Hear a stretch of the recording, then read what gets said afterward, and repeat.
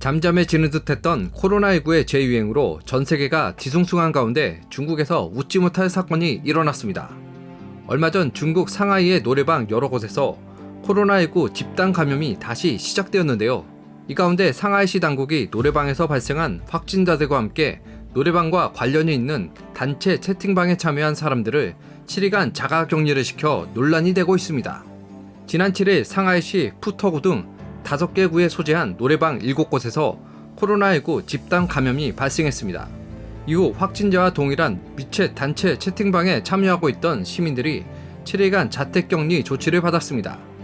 이들의 스마트폰에 설치된 건강코드 앱의 QR코드도 적색으로 표시됐습니다.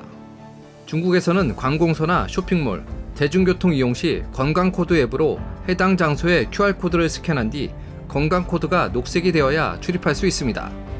적색이 되면 자가격리를 해야 하고 PCR 검사 음성 판정을 받은 후에 다시 외출이 가능합니다. 이에 대해 상하이시 보건당국은 확진자와 동일한 단체 채팅방에 참여했기 때문에 건강코드를 적색으로 변경하기로 했다고 밝혔습니다.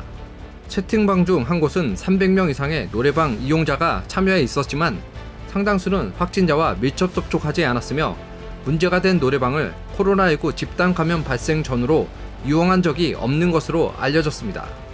지난달 개정된 상하이시 당국의 자가격리 수칙에 따르면 밀접 접촉자는 시설격리와 자택격리를 각각 7일씩 총 14일간 해야 합니다. 간접 접촉자는 자택격리 7일에 처해집니다. 이후 추가로 7일간 중점관리 대상이 되며 이동의 자유가 제한됩니다. 이 기간에 PCR 검사를 3회 받아 모두 음성 판정이 나와야 격리가 완전히 해제됩니다.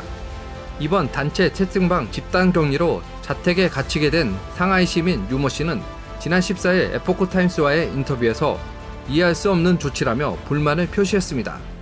그는 그 단체 채팅방에는 친구가 초대해 수년 전에 가입했을 뿐이라며 마지막으로 노래방을 가본 것도 6개월 전이다. 그 노래방은 내가 사는 곳에서 너무 멀어 가보지도 못했다고 말했습니다. 그리고 그는 지난 5일 집에서 자고 있는데 마을위원회에서 찾아와 7일간 자택격리를 해야 한다며 아파트 현관문에 도어락을 설치하고 갔다고 말했습니다.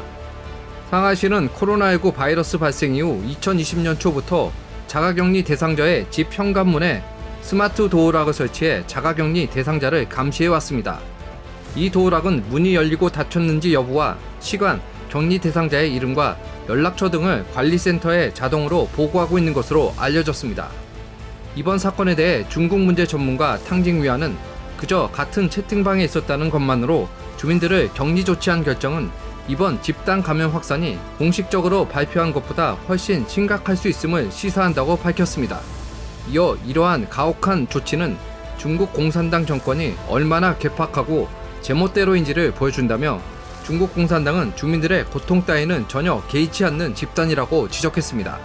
지금까지 에포크 픽이었습니다.